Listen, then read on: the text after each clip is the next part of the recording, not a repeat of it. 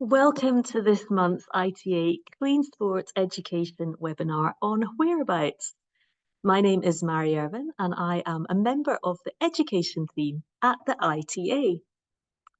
So to get the most out of today's webinar, we are offering translation in Arabic, French, Russian and Spanish. We're going to answer your questions. Firstly, those that you sent in advance. Thanks for those. And we've grouped these into themes to get through as many as possible. We'll also be answering additional questions live at the end, and you can write them in the Q&A box at any time during the session. We'll also be recording this session. I can see we have the chat function open now as well. And thank you so much to everybody who is saying hi from so many sports and countries all over the world. Okay, so let's learn a little bit more about you, our audience, and get interactive straight away by asking a poll question.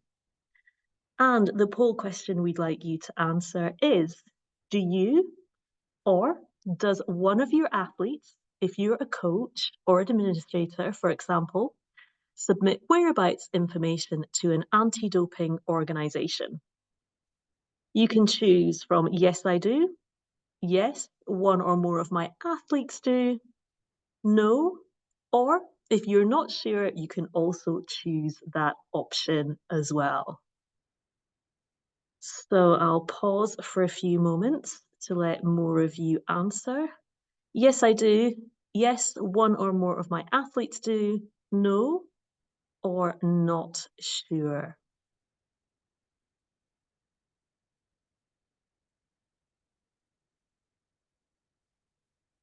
Okay, let's close the poll there. That's 2/3 of you already who have voted. So thanks so much for voting. I can see that the most popular answer with 39% of you is that yes, you are athletes who have to submit whereabouts information.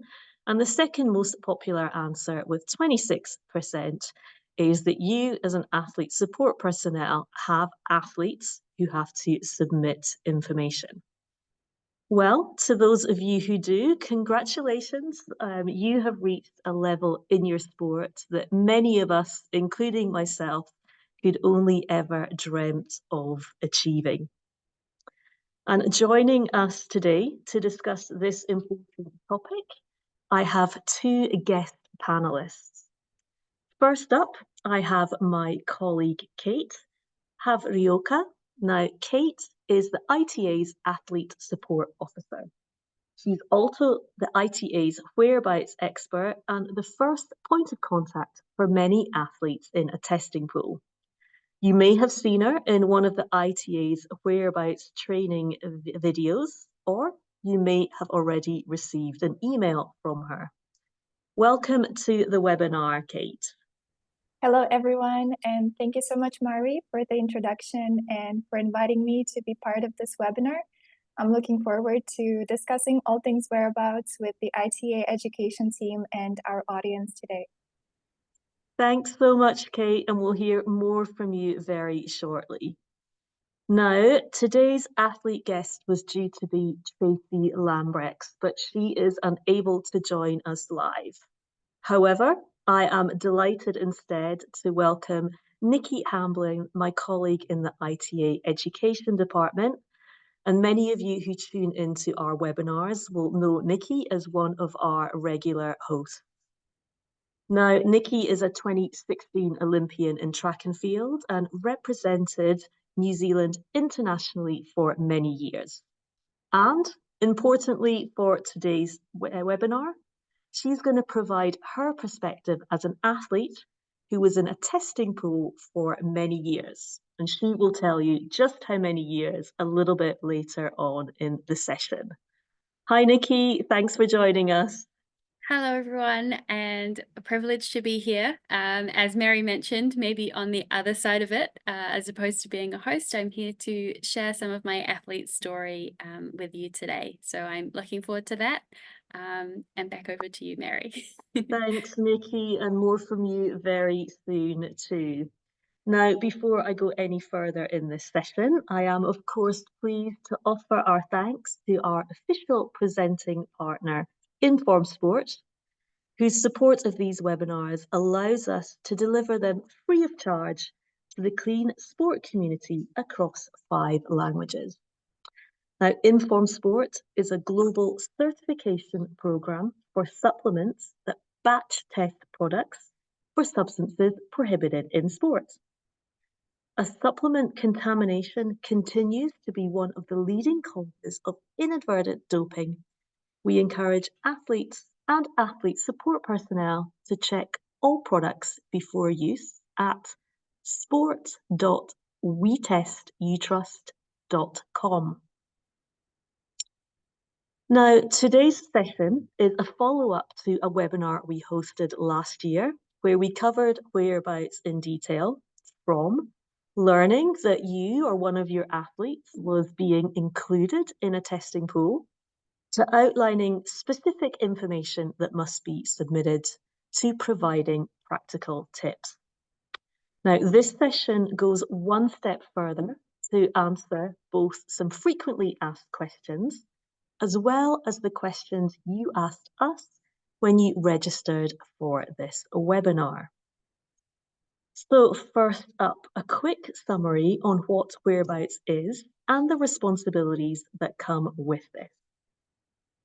Well, whereabouts are information provided by a limited number of top elite athletes about their location, which allows them to be found for no advance notice testing. Information is provided in the form of quarterly filings as per the requirements of the anti-doping organisation requesting the information. Whereabouts information is uploaded onto a secure platform and can only be accessed by the authorised person acting on behalf of the anti-doping organisations with the authority to conduct out-of-competition testing. Athletes can be in more than one testing pool, for example, a national anti-doping organisation testing pool and an international federation testing pool, but they only have to submit whereabouts information to the organisation. For those of you not familiar with the words testing pool, let's look at this now, and in so doing, we're going to cover the first question that was submitted, and that was, how do you become part of a testing pool? Athletes who have to submit whereabouts will be in a type of testing pool called a testing pool, or TP for short, or a registered testing pool, or RTP for short, as you can see on your screens. Athletes that have to submit whereabouts information will be notified by an anti-doping organisation about their responsibilities in an official communication, which we call the letter of inclusion.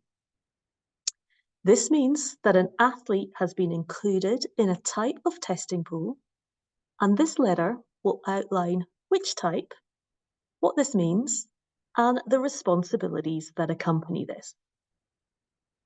Athletes included in an RTP are subject to the strictest whereabouts requirements, with consequences and sanctions in case of non-compliance.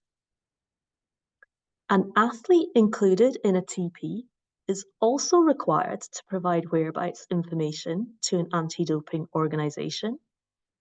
However, the list of the TP requirements is shorter, and the consequences for non-compliance are less severe.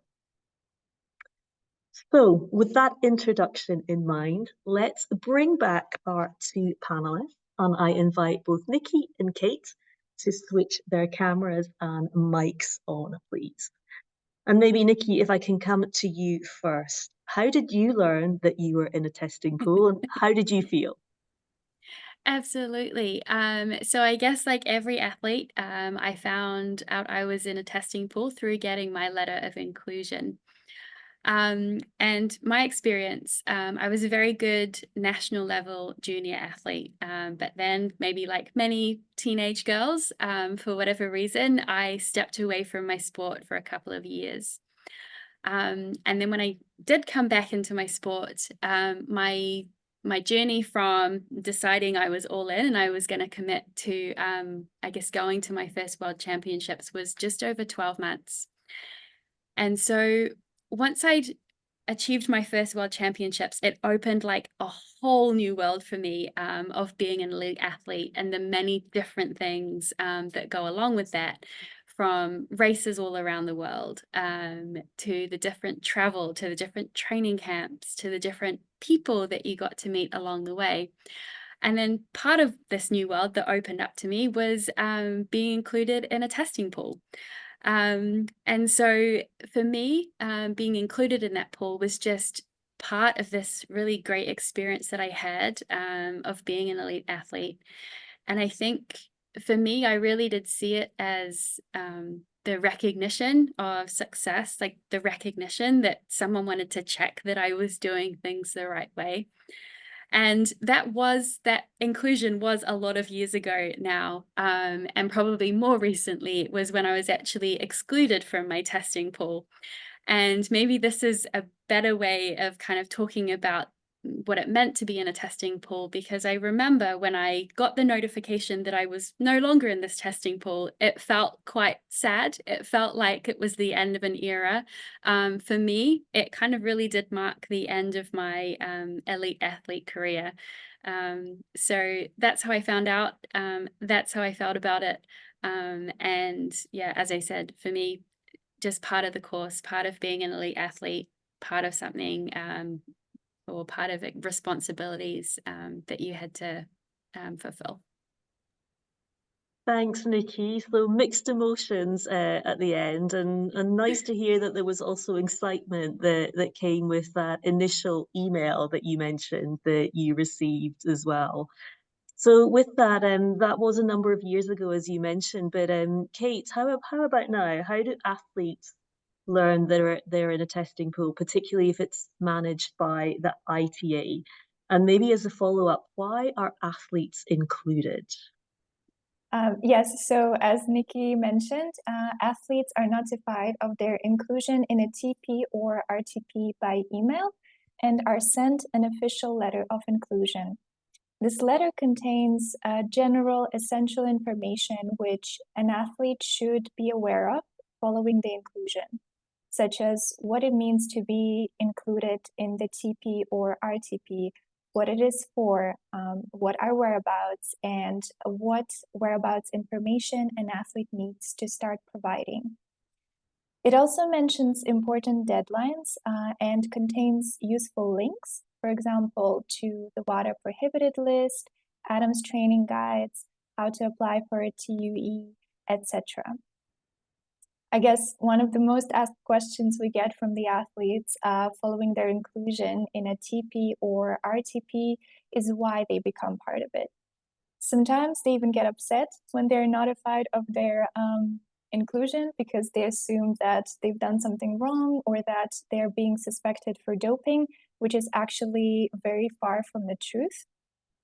Being included in any of these two testing pools is, on the contrary, something to be proud of, because these athletes have been carefully selected to be the most suitable and best representatives of their sport and in their contribution to clean sport. Thanks, Kate. And just before we move on to the next question, I see a lot of people writing in the chat, which is fabulous. Don't forget, so that if you do have a question, please try and remember to put it in the Q&A. That will help us filter out the questions that we need to tackle at the end. So moving on from first receiving the letter or the email that says that you are going to be in a testing pool, the next question we received was, how long can you stay in a testing pool? And again, maybe if I can come to Nikki first, maybe you can talk firsthand about how long you were in a testing pool. Yeah, absolutely. I thought it was 10 years, but I actually went back and looked and it was only 9 years. So essentially, I was a part of a testing pool for the entirety of my career. And yeah, so I guess for me, it was something that was always associated with being an elite athlete. I didn't know any different. It just was what I did, and it was what most of my peers, both in my country, were doing as well. But then also for me, um, it was, I guess, it's it was important for me to be in the testing pool because it meant my competitors should also have been in a testing pool as well. And that's all about clean sport and upholding the integrity of competition. Thanks, Nikki. So maybe for some of those athletes joining us today, we saw about 50% of you listening in are either in testing pools or you look after athletes who are in testing pools. Take advantage of Nikki being with us today and having been in a pool for so many years. She knows firsthand the type of information and the routine that you have to go through to submit the required information. And then maybe, Kate, over to you from an administration side of things. How long can an athlete be included in a testing pool? Athletes can be included or taken off a testing pool at any time. They can stay in it for a short time or it can stay for years, like Nikki. It is also possible for an athlete to be moved from one TP to another. For example, you may be included in a TP, but then one day you can be moved to an RTP and vice versa. An important thing to remember is that you stay in a pool until you are told otherwise by your anti-doping organization, or if you decide to retire. Athletes who get excluded from the TP or RTP are also contacted by email and sent an official notification of exclusion. As we mentioned before, you can be part of both of a NATO and an IF testing pool.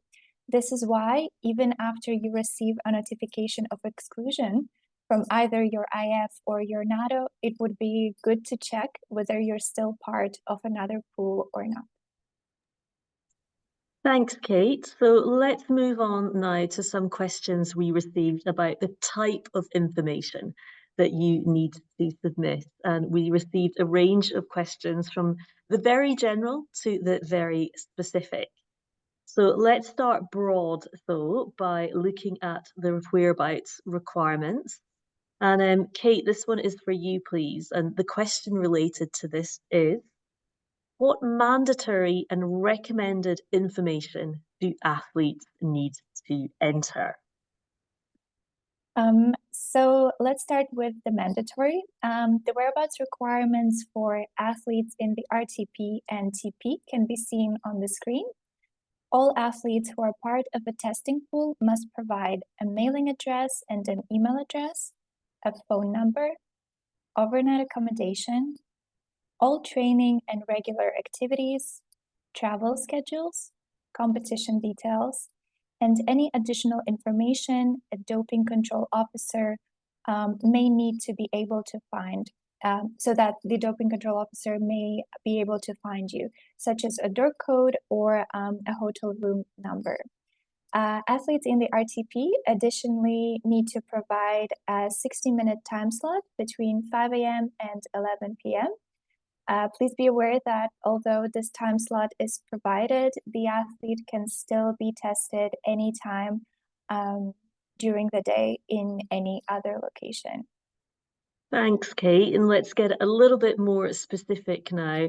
Is the information recommended or is it all mandatory? So all of this information is mandatory and required. However, we do understand that not many of these entries are regular or sometimes they are difficult to predict in advance. For example, travel schedules. This is why we would advise to first focus on the information that you can provide, such as the 60-minute time slot, overnight accommodation, regular activities, such as when you train and go to the gym, even though training times are also not always set in stone. But this is why we strongly encourage athletes to update their whereabouts in a timely manner. That is, as soon as you know when you will be competing, training, or traveling. Try to make it a habit to connect to your Adams account via your personal computer or the Athlete Central app. If those are not working or not available for you, there's no need to worry. You can also update your whereabouts by SMS or send us an email. Thanks, Kate. And if you don't know what some of these terms are, like Adams and Athlete Central, we're going to cover those shortly as well. And before I move on, maybe just a big thank you. I can see the questions coming through in the Q&A now. And I'm pleased to be able to say that the questions we're receiving here are very similar to some of those that were submitted. So you may already hear an answer to your question in the next few moments, but we will, of course, tackle this box live at the end as well. Okay, let's get even more specific, and I'm going to show you some questions on the screen that we received. And on the whole here, I'm going to ask Kate to help me tackle those. The first one here, how to best deal with the 60-minute time slots. Submitting a 60-minute time slot gives you quite a lot of flexibility in terms of when you want to add it in your schedule, as it can be attached to any of your whereabouts entries besides your travel entry, of course. I personally always advise to add it when you are certain to be at a particular location, such as to your overnight accommodation before you go to sleep, or link it to your home or hotel address early in the morning. However, please make sure that you will be in a position to hear the doping control officers knocking at your door. Often athletes choose to put their 60-minute time slot at a moment where they may be asleep, and then they do not hear when the doping control officers are trying to get in touch with them. These circumstances lead to missed tests. But of course, at the end of the day, it is your schedule, so feel free to add it whenever, according to your preference and lifestyle. Thanks, Kate. And maybe I could just quickly follow up with a specific one as well about the 60-minute time slot. Can an athlete choose any time of the day for this? So a 60-minute time slot has to be provided during set hours between 5 a.m. and 11 p.m. It could be the athlete's place of residence, training or competition, or it could be another location, for example, work or school. Thank you. So there are a lot of hours in the day that an athlete can choose that time slot. And Nikki, maybe I can bring you in again. Now, you mentioned you were in a testing pool rather than a registered testing pool. So you still had to submit a lot of information. You just didn't have to do this particular one. But I'm curious, did anyone around you have to do this, or did you pick up tips from other people along the way?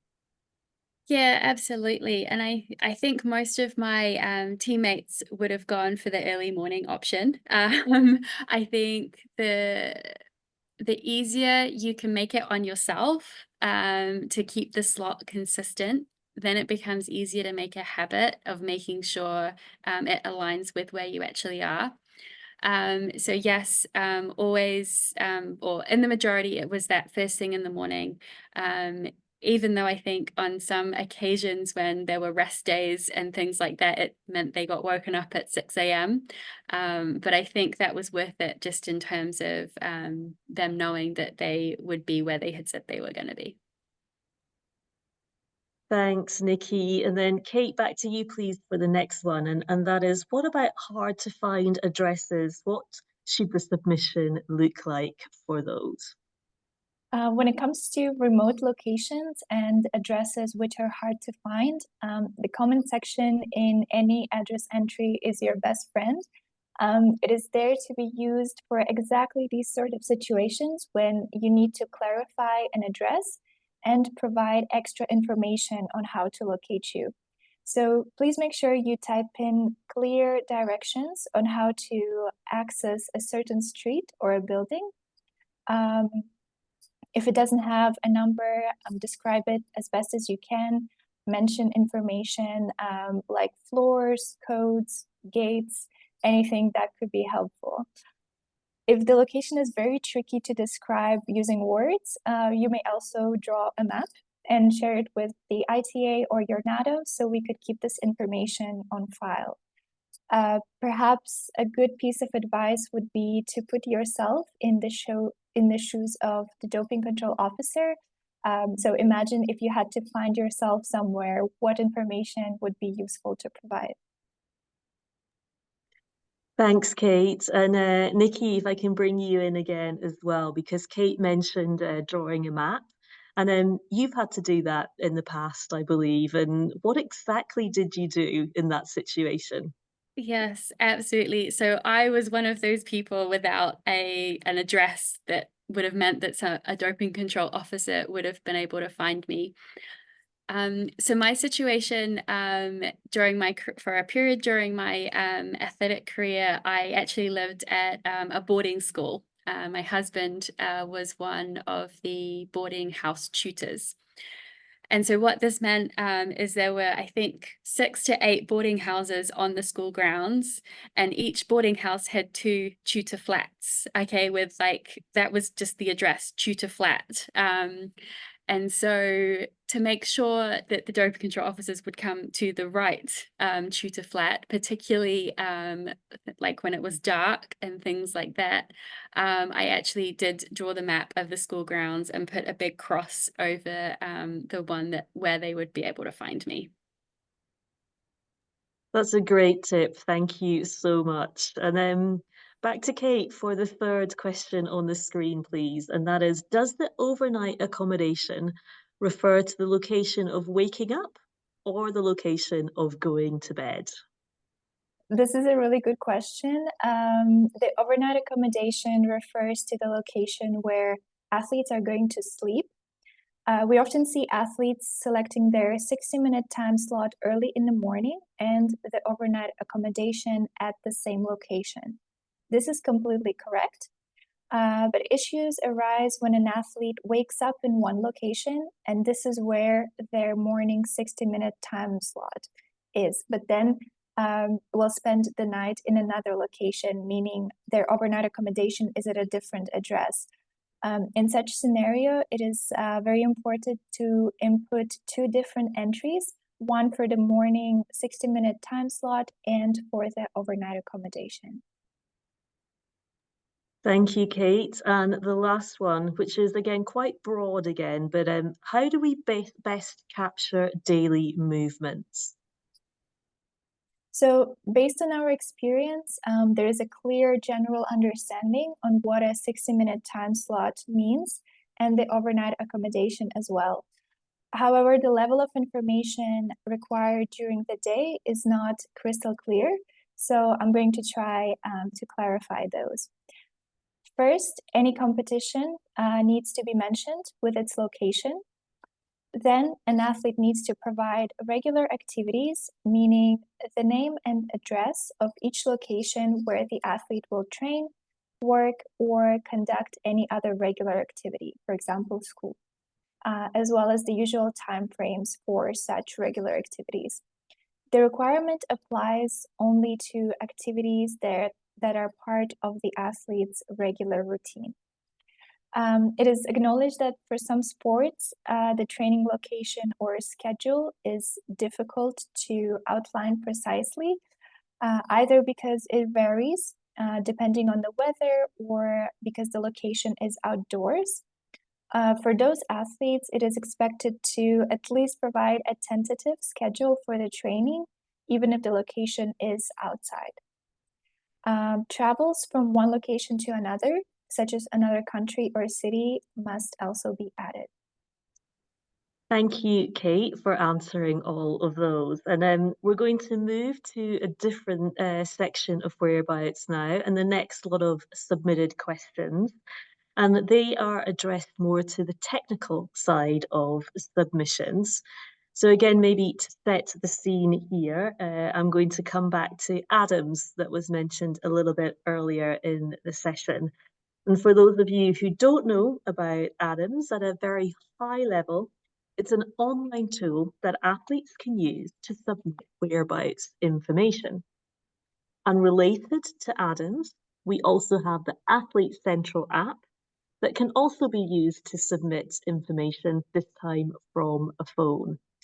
So let's pause for a moment there and bring Nikki back in. Nikki, do you remember what did you use to submit your whereabouts and how has this changed? Yeah, absolutely. So I think I was the generation perhaps before Adams.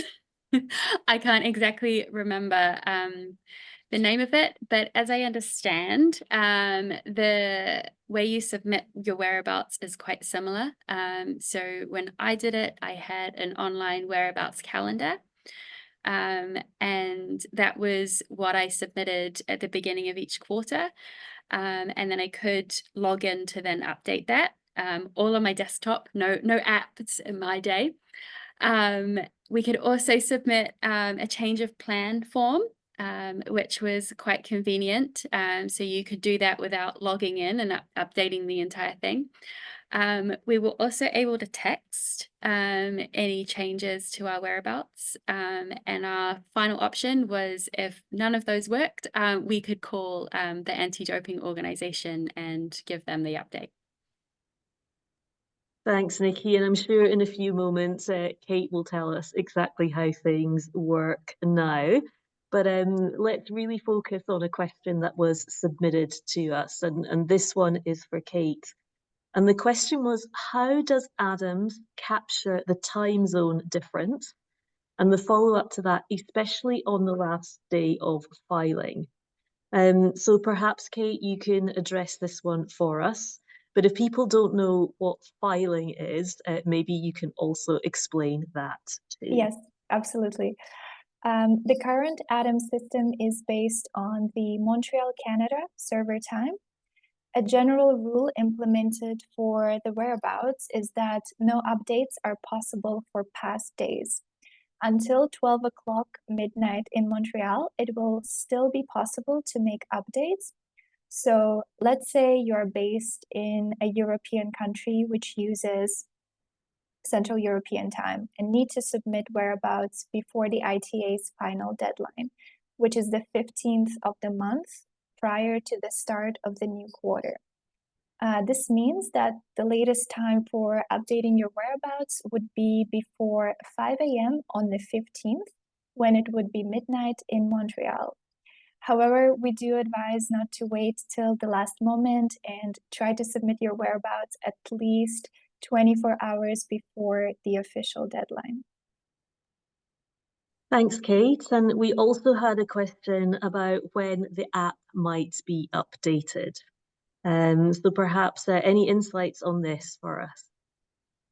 Based on the information available to us, WADA is constantly trying to improve the app and conducts frequent maintenance so that it works properly. We are well aware that sometimes maintenance happens exactly at the moment when you need to update your whereabouts, so we understand that this can be frustrating. However, if you ever experience any issues with submitting your whereabouts via the app, or if you have any question on how to use it, please let us know and provide any screen recordings or screenshots so we could better understand the problem and ask WADA for assistance. We might also suggest alternative options for submitting your whereabouts in the meantime. So definitely don't hesitate to get in touch and we'll be happy to guide you. Thanks, Kate. And as you mentioned, there are different options out there if you can't get the app to work. We'll touch upon those a little bit later, but we do also have a lot of information in the resources section of this webinar.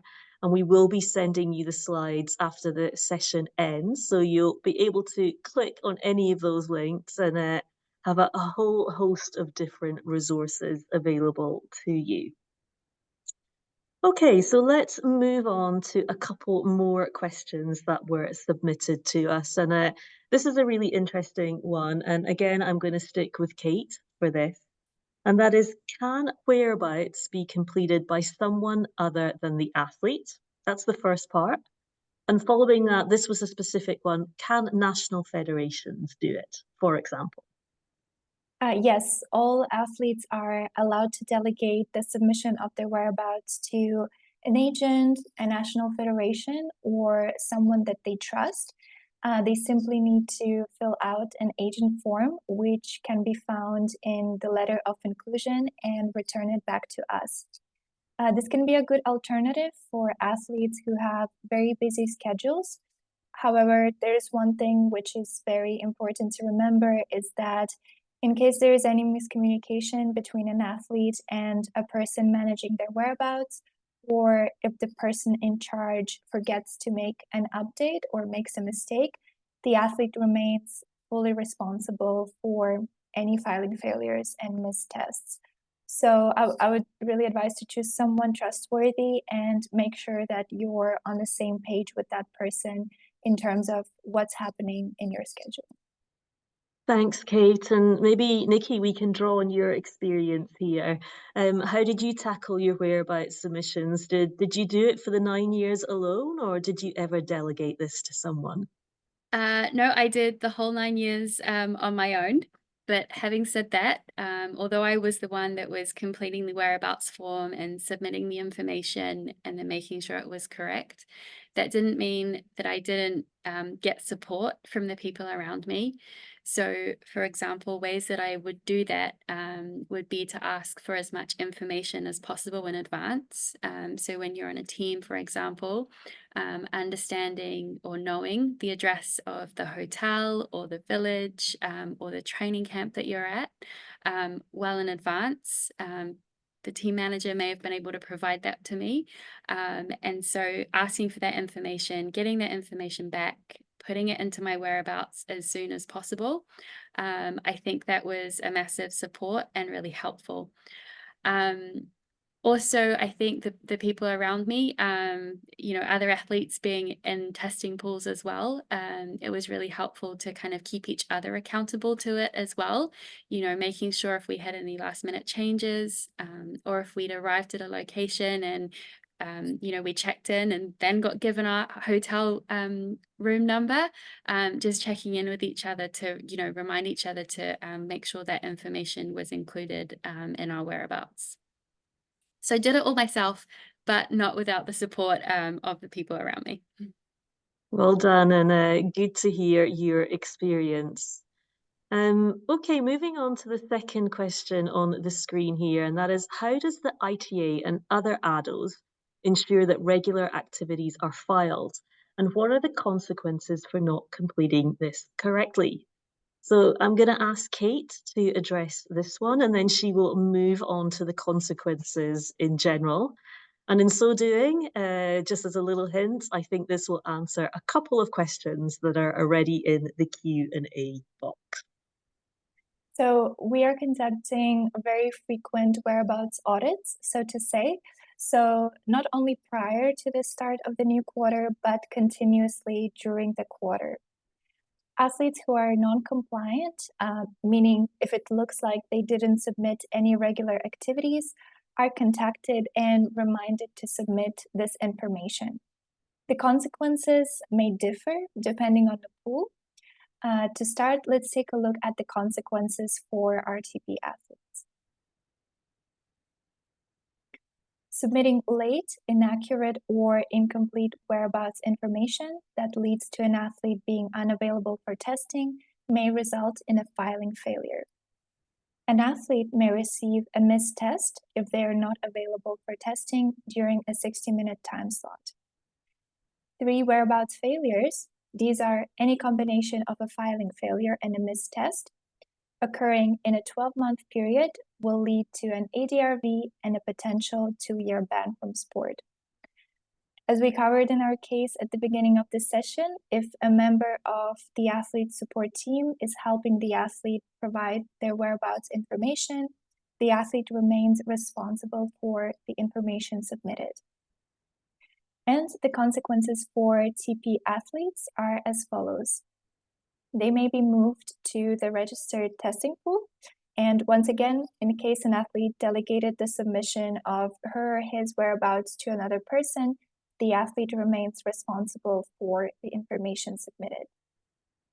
Thanks so much, Kate. And we also received several questions around whereabouts and testing. So maybe we can tackle those next. And most of these are for you as well, please, Kate. And the first one is this. If the doping control officer arrives during the 60-minute time slot and security does not allow them to enter the building, how can the doping control officer contact the athlete?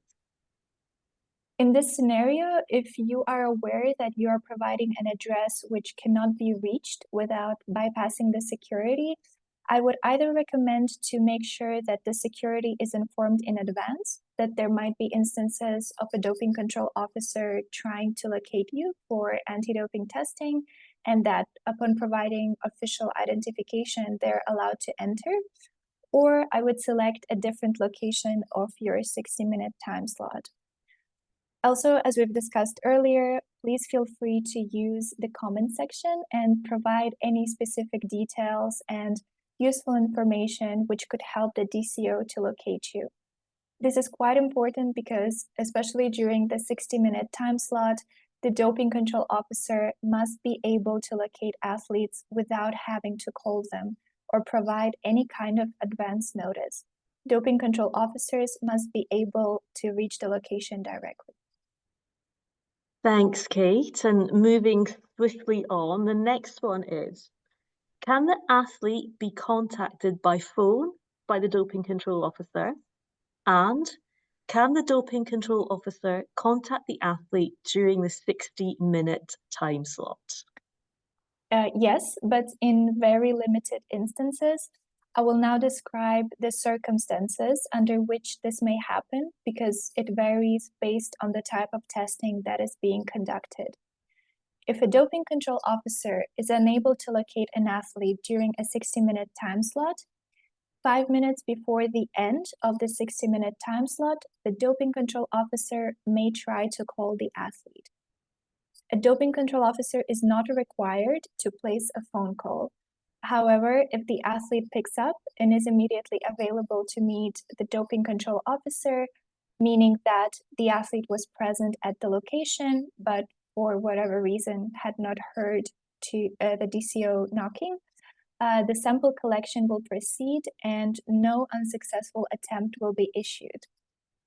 If the athlete is not immediately reachable or does not answer, the unsuccessful attempt will be submitted and treated as a potential mistest.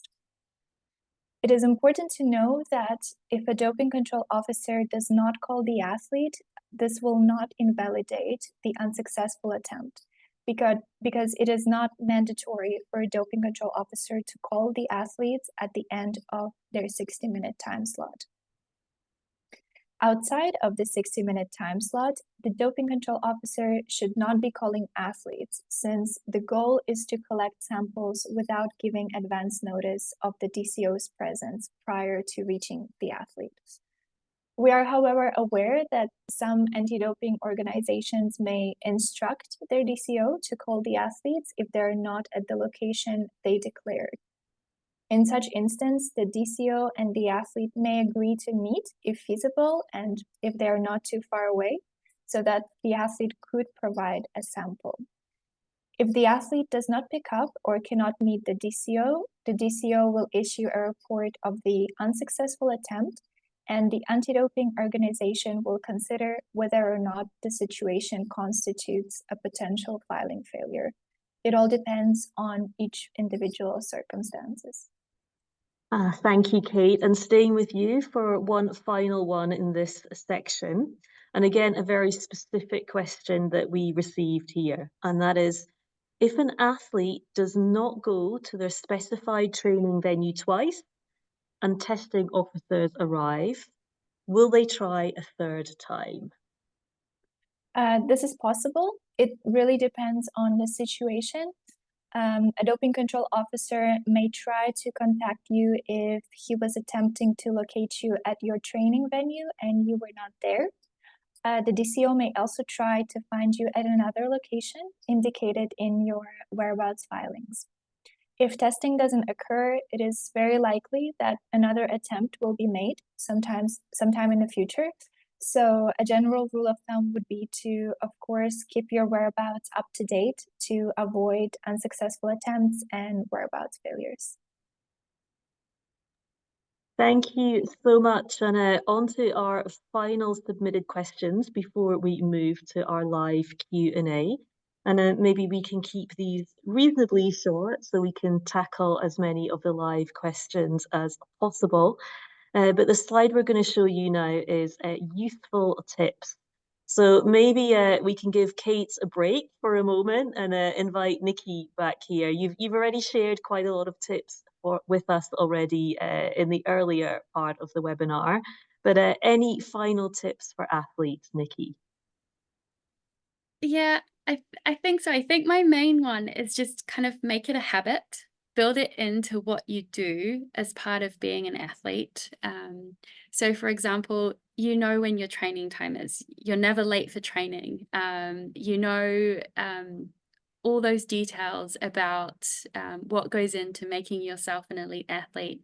And I would say just make your whereabouts and keeping your submissions, keeping your information all up to date. Make it part of that, make it part of what you do as an athlete. And so I think that's like my practical tip maybe. And I guess the other piece that I want to share about it is I think, Mary, you mentioned in your intro to this session about how being part of a testing pool really does mean that you've reached a level in your sport that many other people aspire to get to. It really is recognition that you've made it. And so I think if you can kind of see it like that and see the purpose behind it, to protect your integrity, to protect the integrity of your sport, then perhaps it's somewhat easier, somewhat more comfortable, and rises up the importance of the things that you have to do to make sure it's up to date. Make sure you can be tested at any time in any place. It can only show that you're clean, show that you've done things the right way. Thanks, Nikki. And Kate, from your side, administering things, what are your top tips for athletes? I think a lot of them are on the screen here. My first advice would be to first really get familiar with the type of information that you're required to provide based on the type of pool that you're included in. Do not dismiss the letter of inclusion too quickly. We try to make it as short and straight to the point as possible, so please take a couple of minutes to read it as it contains crucial information to know following your inclusion in the TP or RTP, important deadlines, and many useful links. Next, try to familiarize yourself with ADAMS and Athlete Central. We have a bunch of useful resources in our Athlete Hub, such as ADAMS video tutorials and AFAQs. We have also recently published a quick ADAMS and whereabouts reference card, which is currently available in English and Russian in the resources section on our website. Please stay tuned for the release of French and Spanish versions as well, which are coming very soon. In terms of actual whereabouts submissions, I would recommend enabling notifications both in the ADAMS web version as well as in the Athlete Central app. I would also advise to set a reminder in your calendar or agenda of the key dates and deadlines, possibly even an alarm prior to the start of your 60-minute time slot, so you can make sure you are where you said you would be.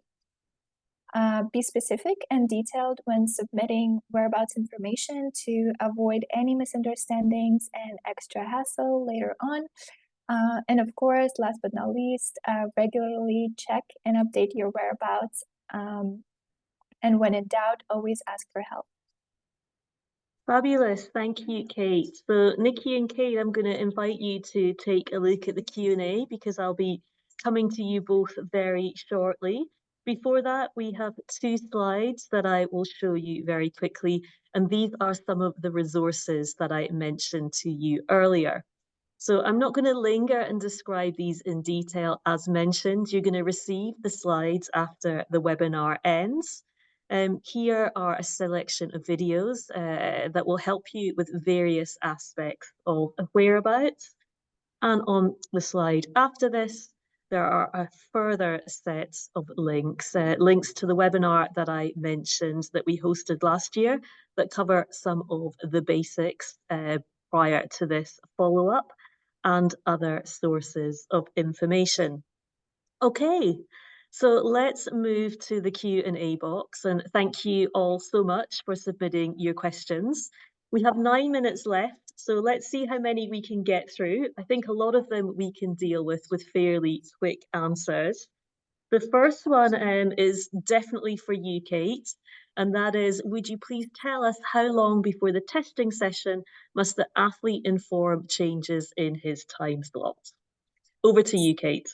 Yes, so the athlete may change his or her whereabouts right before any entry starts. Perfect. Thank you. I like the style here in keeping it short. Maybe I can. Nikki? I'm going to not make it short by adding a comment as well.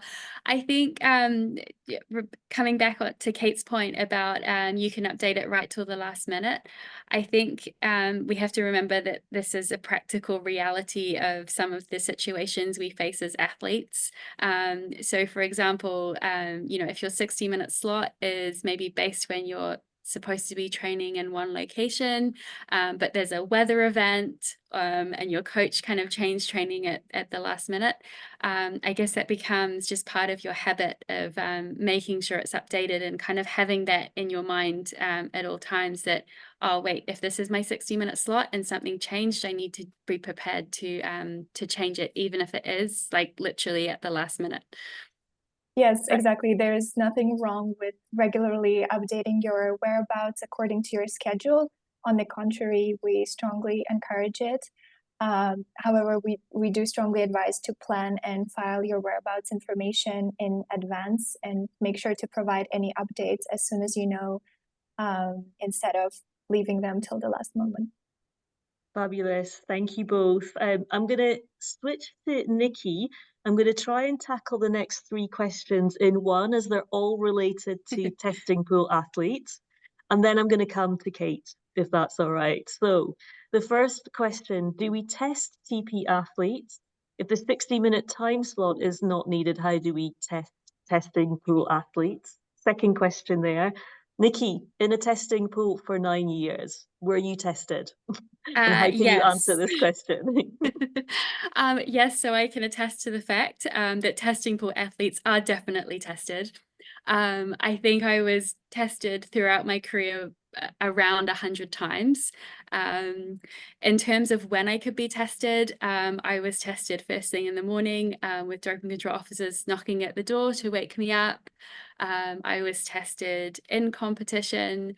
I was tested at work. I was tested at training.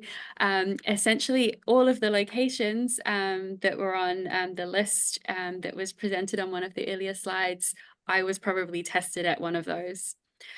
In terms of the consequences, so I think for me as a testing pool athlete, if I had multiple filing failures, I potentially could have been moved into the registered testing pool, which I think, as Kate explained earlier, that there are more severe consequences if the RTP whereabouts requirements aren't met. But Kate, I don't know if you want to jump in and add anything on that one. Yes, I would just touch base on the consequences because I can see there is a question.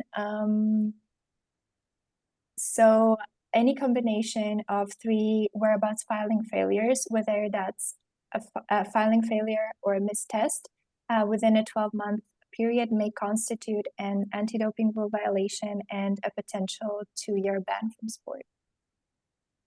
Perfect. And there we're talking about athletes in the registered testing pool. Yes, And exactly. Nikki's mentioned what happens, the consequences potentially for athletes in the testing pool. Okay, I'm keen to get through a few more. Thank you for your answers so far. Next one is for you, Kate, please. And that is, will I be notified if I miss a test? Yes, you will definitely be notified by email about a potential missed test, and you will obviously have a right to provide any explanations before the decision is final. Thank you. And sticking with you as well, Kate, the next question is, what are the criteria to keep the players in the RTP and TP? So athletes may be selected to be part of a TP or an RTP based on various criteria and many different factors, such as the athlete's competition results, the athlete's testing history, whether their sport or the country which they're representing are considered as high risk, etc. All of this information is being constantly reviewed and assessed so that the selection of athletes makes sense and is as diverse as possible when it comes to various reasons for including and excluding the athletes. Thank you so much. The next one, maybe I'll stick with you, Kate, but I'll bring in Nikki in case she has any sort of anecdotal experience. And that is, if an athlete has a flight immediately after the whereabouts given time, what should be the approach from the doping control officer? And I'm not sure if you can summarize this briefly, Kate, or whether we should invite an email response to this one. I can just give a quick advice on this. So if you are traveling, I would not recommend putting a 60-minute time slot right before very close to your travel. So make sure that you indicate not the time of your flight, but actually when you're leaving the house, so that there is no misunderstandings on that front. But I will be happy to provide a more detailed answer by email. Thank you, Kate. Nikki, any anecdotes on that one? Yeah, absolutely. And because I think you have to be aware as an athlete, it's not just the 60-minute time slot, it is being able to provide the sample as well. So even though you have a 60-minute slot, you may not complete the whole process. You know, you have to wait till you need to pee, essentially. So I guess, yes, I totally agree with Kate. As an athlete, perhaps consider you know, if you do have a flight, making sure that you do have sufficient time to make sure that you can provide a sample before you have to leave. Thank you both. And I think we have time for one more. Maybe we can try and tackle two in one. How do we help with hard to find addresses? And the follow-up was, can GPS positions be handled for locations? So Nikki, you already gave us some tips there. Anything else that you could provide as a tip for hard to find addresses? I guess only reiterating what Kate said about putting yourself in the shoes of the DCO and doing your best through written explanations, through drawing of pictures. Sorry, Sebastian, it might be a bit 1980s, but maybe there is the opportunity to integrate GPS in this. So I don't know, Kate, if you have any information about that. In my opinion, geolocation devices are often misperceived as being replacements for atoms, when in reality, whereabouts information in atoms would still be needed, since instant geolocalization would not enable testing authorities to plan their missions sufficiently ahead of the desired collection time. So in order to allow anti-doping officials to plan anti-doping controls outside competitions, athletes would still be required to submit their planned locations in ATOMs, as GPS can only identify individuals at a given point in time and not in the future. Thank you so much, Kate, and thank you, Nikki, as well. We've reached the end of the webinar pretty much there. We got through quite a lot of questions. If you feel that your question wasn't addressed, I think some of the remaining ones have been tackled throughout the session. But if you feel your particular question has not been addressed, please do email us and we will get back to you. We're going to pop our email address up on the screen in just a moment. And I do have one final request for you, and that is when the webinar ends, you're going to be redirected to a survey. It's very short. It will take you 1 or 2 minutes to fill in, but we would be very grateful for your feedback and how we can improve these sessions for you, our athletes and others in the anti-doping community. And finally, from me, if you would like to receive updates from the ITA, you can sign up using the QR code on the slide. So a big thank you to you for your participation and for all your questions in advance and during the session. And of course, a big thanks as well to Nikki and Kate. We hope that you enjoyed the session and found it useful. So that's a wrap from me, and I hope you have a great rest of the week. Bye-bye.